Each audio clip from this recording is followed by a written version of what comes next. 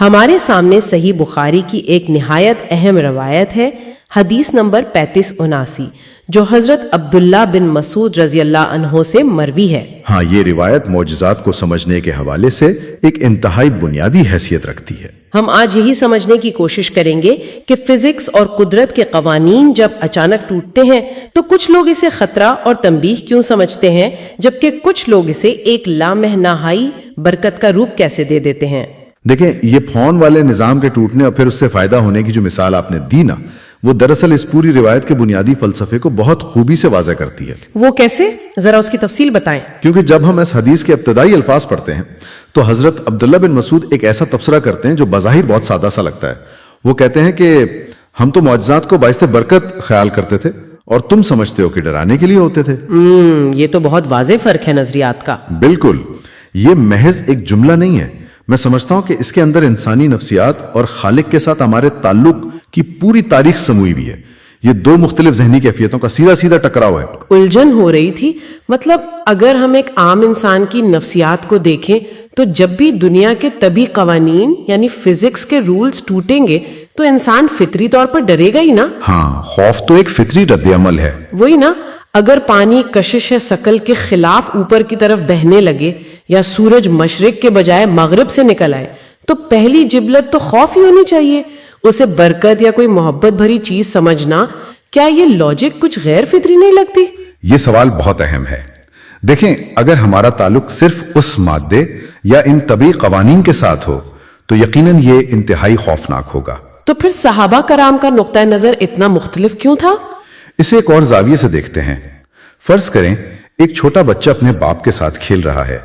باپ اچانک اسے ہوا میں اچھال دیتا ہے۔ اب ٹیکنیکلی طور پر اس بچے کے لیے تو کشش ثقل کا قانون ٹوٹ گیا ہے نا۔ ہاں، وہ تو ایک طرح سے بے وزنی کی کیفیت میں آ گیا ہے۔ بالکل، اسے ڈرنا چاہیے، اور اگر کوئی اجنبی اسے ایسے اچھالے تو وہ روئے گا بھی، لیکن وہ بچہ ہوا میں کہے لگا رہا ہوتا ہے۔ اچھا، کیونکہ اسے پتا ہے کہ اسے پکڑ لیا جائے گا۔ جی، کیونکہ اسے اس شخص پر مکمل اعتماد ہے جس نے قانون توڑا ہے۔ اسے معلوم ہے کہ مجھے گرنے نہیں دیا جائے گا۔ صحابہ کرام کا اللہ اور اس کے رسول کے ساتھ تعلق اس انتہائی درجے کے اعتماد کا تھا۔ کیا بات ہے! یعنی جب کائنات کا کوئی قانون ٹوٹتا تھا تو وہ قانون ٹوٹنے سے نہیں ڈرتے تھے؟ بالکل نہیں، وہ کائنات کو نہیں دیکھتے تھے، وہ قانون توڑنے والے کی محبت کو دیکھتے تھے۔ ان کے لیے یہ اس بات کی نشانی تھی کہ ہمارا رب ہمارے لیے، ہماری خاطر اپنے بنائے ہوئے نظام کو بدل رہا ہے۔ یہ بات واقعی بہت گہری ہے کہ اصل مسئلہ قانون کا ٹوٹنا نہیں ہے بلکہ اس ہستی پر اعتماد کا ہے۔ لیکن ایک بات بتائیں، حضرت عبداللہ بن مسعود کو یہ شکایت کیوں پیدا ہوئی کہ بعد میں آنے والے لوگ اسے صرف ڈرانے کے لیے سمجھنے لگے؟ اس کی وجہ معاشرتی اور مادی تبدیلی ہے۔ مطلب کیا وقت گزرنے کے ساتھ انسان کا وہ روحانی اعتماد کمزور پڑ جاتا ہے؟ کچھ حد تک ہاں۔ دراصل جیسے جیسے معاشرے مادی طور پر مستحکم ہوتے ہیں نا، انسان اسباب و وسائل پر بہت زیادہ انحصار کرنے لگتا ہے۔ یعنی وہ ایک سسٹم بنا لیتا ہے اور اس کا سارا سکون اس سسٹم کے چلنے پر منحصر ہو جاتا ہے۔ بالکل یہی بات ہے۔ جب بعد کے ادوار میں ریاستیں پھیلیں، مادی ترقی ہوئی، تو لوگوں کا ذہن کاز اینڈ ایفیکٹ یعنی اسباب و علل میں الجھ کر رہ گیا۔ صحیح۔ ایسے میں اگر کوئی زلزلہ آئے یا کوئی غیر معمولی واقعہ ہو تو سب سے پہلا خیال یہی آتا ہے کہ کہیں ہم سے کوئی غلطی تو نہیں ہو گئی، کہیں یہ کوئی تنبیہ یا سزا تو نہیں۔ اور میرے خیال میں یہ نظریہ اپنی جگہ غلط بھی تو نہیں ہے۔ قرآنی تعلیمات میں بھی تو تنبیہ کا ذکر موجود ہے تاکہ انسان غفلت سے جاگے۔ ہاں، وہ بالکل موجود ہے، لیکن حضرت عبداللہ بن مسعود اس بات پر حیران ہو رہے ہیں کہ لوگ صرف اور صرف خوف تک محدود کیوں ہو گئے ہیں۔ اچھا، یعنی وہ مثبت پہلو نظر انداز ہو گیا تھا۔ جی، وہ جو ایک مثبت اور قربت کا احساس تھا کہ یہ ہمارے رب کی طرف سے کوئی تحفہ یا برکت بھی تو ہو سکتی ہے، وہ زاویہ لوگوں کی نظروں سے اوجھل ہوتا جا رہا تھا۔ یہاں حیران کن بات یہ ہے کہ انسان کا خالق کے ساتھ تعلق خوف سے زیادہ محبت کا ہونا چاہیے۔ تو ہم نے معجزات اور غیر معمولی واقعات کو صرف ایک الارم بیل سمجھ لیا ہے، جبکہ وہ ایک گفٹ باکس بھی ہو سکتے تھے۔ بالکل صحیح الفاظ استعمال کیا آپ نے، الارم بیل اور گفٹ باکس۔ اب یہ تو ہو گئی نظریے اور فلسفے کی بات، लेकिन मुझे हमेशा से ये लगता है कि फलसफा तभी परखा जा सकता है जब उसे किसी इंतहाई संगीन जमीनी हकीकत से टकराया जाए। बिल्कुल, अमली मिसाल के बगैर फलसफा अधूरा रहता है। और इस रिवायत का अगला हिस्सा बिल्कुल यही करता है। एक ऐसा वाकया बयान होता है जहां ये सारा नजरिया एक अमली इम्तिहान से गुजरता है। हाँ, वो सफर का वाकया जहां पानी खत्म हो गया था। जी, रसूलुल्लाह अपने साथियों के हमरा एक सफर पर हैं और पानी खत्म हो गया है। अब सुनने वाले खुद अंदाजा लगाएं कि सहरा में पानी खत्म होने का मतलब क्या है। वो कोई आम सी प्यास तो होती नहीं है। बिल्कुल नहीं। सहरा में पानी ना होने का सीधा सीधा मतलब मौत का खौफ है। और ऐसे बहरानी वक्त में रसूल अल्लाह का जो रद्द-ए-अमल है वो वाकई मुझे रुक कर सोचने पर मजबूर करता है। उनका रद्द-ए-अमल क्या होता है उस पर हम बात करते हैं, लेकिन पहले इस बहरान की शिद्दत को समझना बहुत जरूरी है। जी बताएं। चारों तरफ सहरा है, पूरा काफिला है और पानी का एक कतरा तक नहीं बचा। मौत बिल्कुल सामने खड़ी है। ऐसे में इंसान का सारा फलसफा, सारी रूहानियत हवा में उड़ सकती है। बका की जिबलत हर चीज पर हावी हो जाती है। बिल्कुल। और ऐसे वक्त में अगर एक मौजज़ा दिखाना ही था तो कोई भी सोच सकता है कि आसमान से अचानक बादल आ जाते और मूसलाधार बारिश शुरू हो जाती, या फिर वो जमीन पर अपना पैर मारते और वहां से कोई चश्मा उबल पड़ता, जैसे हजरत इस्माइल के वाक़े में हुआ था। हाँ, ऐसा कुछ भी हो सकता था, लेकिन वो ऐसा नहीं करते। वो फरमाते हैं कि कुछ बचा हुआ पानी तलाश कर लाओ। लोग एक बर्तन लाते हैं जिसमें थोड़ा सा पानी मौजूद था। अब यहाँ ये बात इंतहाई दिलचस्प हो जाती है। मेरा सवाल ये है कि जब आपके पास अदम से यानी बिल्कुल सिफर से पानी पैदा करने की ताकत मौजूद है तो इस थोड़े से बचे हुए पानी को बीच में लाने की क्या जरूरत थी? इस मादी वसीले का इस्तेमाल क्यों किया गया? मैं बताता हूं, ये इस पूरे वाक़े का मरकज है। वो थोड़ा सा पानी मंगवाना दरअसल इस दुनिया के मादी असबाब यानी इन वसाइल की तकरीम है जो खालिक ने इस कायनात में रखे हैं। अच्छा, यानी रूहानियत का मतलब ये नहीं कि हम दुनिया के वसाइल को छोड़ दें? बिल्कुल नहीं। रूहानियत का मतलब यह हरगिज नहीं है कि आप मादे और दुनियावी असबाब को हकीर समझना शुरू कर दें। वो ये सिखा रहे हैं कि बहरान कितना ही बड़ा क्यों ना हो, जो कुछ तुम्हारे पास मौजूद है उसकी कद्र करो, चाहे वो कितना ही थोड़ा क्यों ना हो। शुरुआत वहीं से करनी है। जी, अल्लाह की मदद खाला में नहीं आती, वो तुम्हारी कोशिश और तुम्हारे मौजूदा वसाइल के अंदर शामिल होकर उसे वसत देती है। और इससे भी ज्यादा अहम बात वो है जो आपने उस पानी में अपना दस्ते मुबारक डालते हुए कही। वो अल्फाज मेरे लिए भी बहुत हैरान कुन थे। उन्होंने फरमाया, मुबारक पानी की तरफ आओ और बरकत तो अल्लाह की तरफ से है। मैं जब इन अल्फाज को पढ़ती हूँ तो मुझे हैरत होती है कि एक तरफ इतना बड़ा मौजिज़ा होने जा रहा है और दूसरी तरफ अल्फाज में इस कदर आजिज़ी है। इसे आप थोड़ा नफ्सियाती सतह पर देखें। एक आम इंसान के पास जब कोई गैर मामूली ताकत आ जाए तो उसकी अना फौरन उभरती है। बिल्कुल। वो कहेगा कि आओ देखो मैं क्या कर सकता हूँ, या मेरी ताकत का मुशाहिदा करो। बिल्कुल, इंसान तो फख्र करने लगता है। लेकिन रसूलुल्लाह उस मौजिज़े के ऐन उरूज के वक्त जब सबकी निगाहें उन पे जमी हैं, खुद को मुकम्मल तौर पे पीछे कर लेते हैं। वो ऐलान करते हैं कि बरकत यानी ये जो कसरत तुम देखोगे उसका मनबा मैं नहीं हूं, उसका मनबा वो जात है जो इस कायनात को चला रही है। क्या बात है! ये इस बात का अमली मुजाहिरा है कि इंसान कितना ही रूहानी क्यों ना हो जाए, वो खालिक नहीं बन सकता। बिल्कुल, वो सिर्फ खालिक की रहमतों का एक वसीला या चैनल बन सकता है। और फिर रावी वो मंजर बयान करते हैं जो किसी भी इंसानी अकल को दंग कर देने के लिए काफी है।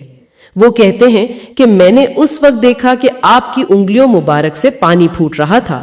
एक लाजवाब मंजर। जी, अगर हम इस मंजर को अपने जहन में लाएं, एक तरफ फिजिक्स का वो आम कानून है जिसके तहत पानी के चश्मे हमेशा पत्थरों को चीरकर पहाड़ों से निकलते हैं या जमीन का सीना फाड़कर उबलते हैं, और दूसरी तरफ ये मंजर है जहां गोश्त और पोस के इंसानी वजूद से उंगलियों के दरमियान से पानी फूट रहा है। और वो पानी महज दिखाने के लिए नहीं है, वो पूरा काफिला उससे अपनी प्यास बुझा रहा है।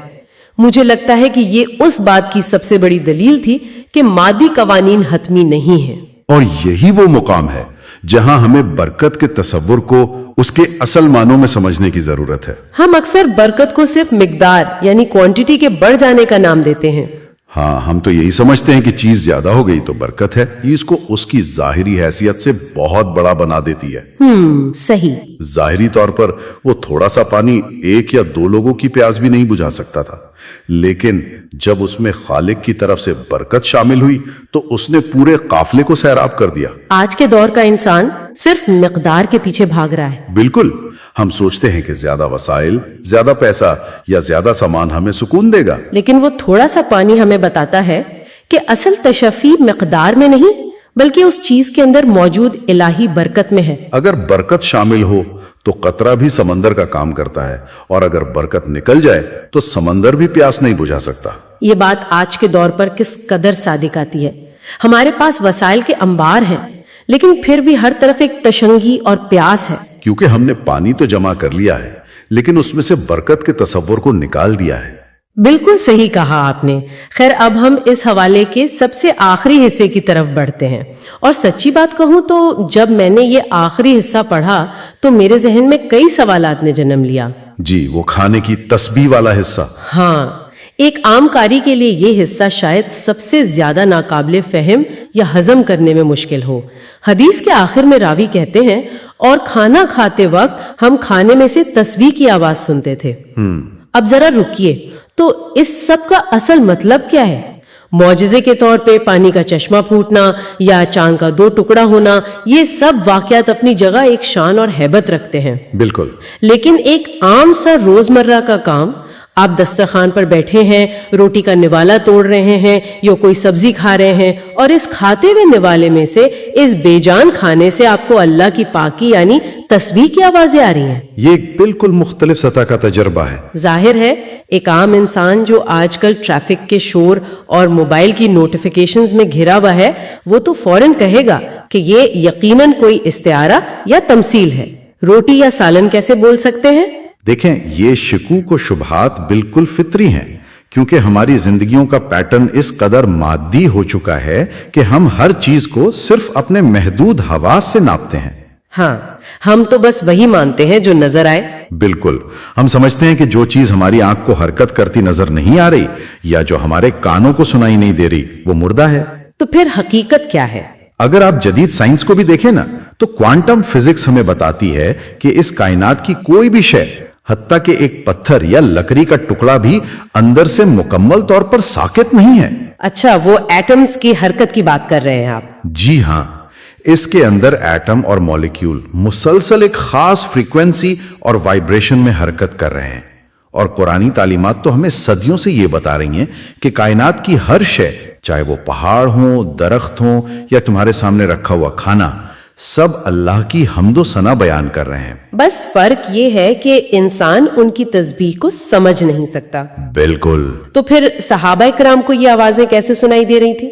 क्या उनके लिए कोई नया कानून बन गया था या उनकी सुनने की सलाहियत किसी और सतह पर चली गई थी? अगर हम इसे वसी तनाजुर में देखें तो ये दरअसल उनकी रूहानी बेदारी की इंतहा थी। वो कैसे? हमारा मसला ये है कि हमारे अंदर का शोर, ख्वाहिशात का, दुनियावी फिक्रों का और मादी उलझनों का शोर इस कदर ज्यादा है कि हम कायनात की इस खामोश और लतीफ धड़कन को सुन ही नहीं पाते।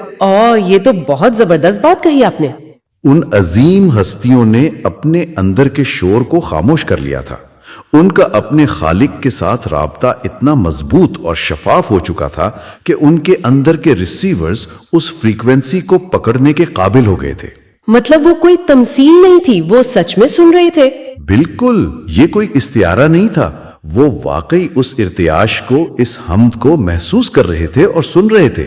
ये मौजिजा इस बात का सबूत नहीं था कि खाना अचानक बोलने लगा, बल्कि ये इस बात का सबूत था कि इंसान की रूहानी हिस्स किस हद तक बेदार हो सकती है। इसे जरा इस तरह देखते हैं, मतलब ये है कि मौजिजा उनके लिए कोई ऐसा वाकया नहीं था जो सिर्फ किसी मुश्किल वक्त में या सालों में एक बार रुनुमा हो। सही सिमत में सोच रही हैं आप। जैसे हमने शुरू में बात की कि काफिला मुश्किल में था तो पानी आ गया, वो तो एक बहरान था। लेकिन खाना खाना तो कोई बहरान नहीं है, वो तो एक रूटीन का काम है। बिल्कुल, वो रोजमर्रा का अमल है कि उनके नजदीक रूहानियत और कायनात के साथ उनका ये जिंदा ताल्लुक एक मुसलसल हकीकत बन चुका था। उनके लिए दुनिया की कोई भी चीज, चाहे वो एक लकड़ी का प्याला हो या रोटी का टुकड़ा, वो महज एक डेड मैटर नहीं था। जी, वो जिंदा था और अपने बनाने वाले से जुड़ा हुआ था। और इस एहसास के इंसान की अमली जिंदगी पर पड़ने वाले असरात का अंदाजा लगाइए। आज के दौर में हमारा सबसे बड़ा अलमिया क्या है? क्या है? हम एक इंतहाई बेहिस कंज्यूमरिज्म का शिकार हैं। ہم چیزوں کو خریدتے ہیں، بے دردی سے استعمال کرتے ہیں اور جو بچ جائے اسے ایک کوڑے دان میں پھینک دیتے ہیں کیونکہ ہم سمجھتے ہیں کہ یہ تو صرف ایک بے جان چیز ہے۔ ہاں، ہماری نظر میں اس کی کوئی قدر نہیں ہوتی۔ ذرا سوچیں کہ اگر انسان کو واقعی یہ احساس ہو جائے کہ جو نوالا میں اپنے منہ میں رکھنے جا رہا ہوں وہ مردہ نہیں ہے، وہ اسی خالق کی تسبیح کر رہا ہے جس کی میں کرتا ہوں، تو کیا کوئی شخص اس نوالے کو ضائع کرنے کی ہمت کر سکتا ہے؟ کبھی نہیں، بالکل بھی نہیں۔ کیا کوئی شخص دسترخوان پر تکبر کر سکتا ہے؟ یہ جو تسبیح کی آواز سننے کا واقعہ ہے نا، یہ دراصل انسان کو کائنات کی ہر شے کے ساتھ ایک گہرے احترام اور ہم آہنگی کے رشتے میں باندھ دیتا ہے۔ مطلب پھر آپ دنیا کی کسی بھی چیز کو حقارت سے نہیں دیکھتے کیونکہ ہر چیز کی ایک روحانی قدر بن جاتی ہے۔ بالکل، اور یہ نقطہ زندگی گزارنے کا پورا زاویہ بدل دیتا ہے۔ واقعی یہ بات آج کی تیز رفتار اور بظاہر بہت ترقی یافتہ مگر اندر سے کھوکھلی اور تنہا دنیا کے لیے ایک بہت بڑا پیغام ہے۔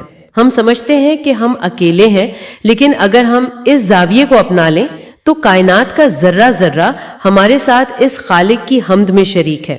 ہاں، کوئی بھی تنہا نہیں ہے۔ اگر ہم آج کی اس پوری گفتگو کو سمیٹیں تو ہم نے ایک بہت طویل لیکن اندر کی دنیا کو بدل دینے والا سفر طے کیا ہے۔ بالکل، ہم نے آغاز کیا تھا اس بات سے کہ کس طرح ایک ہی واقعے، ایک ہی معجزے کو دیکھنے کے دو زاویے ہو سکتے ہیں، ایک خوف اور تنبیہ کا زاویہ اور دوسرا محبت اور باعث برکت ہونے کا احساس۔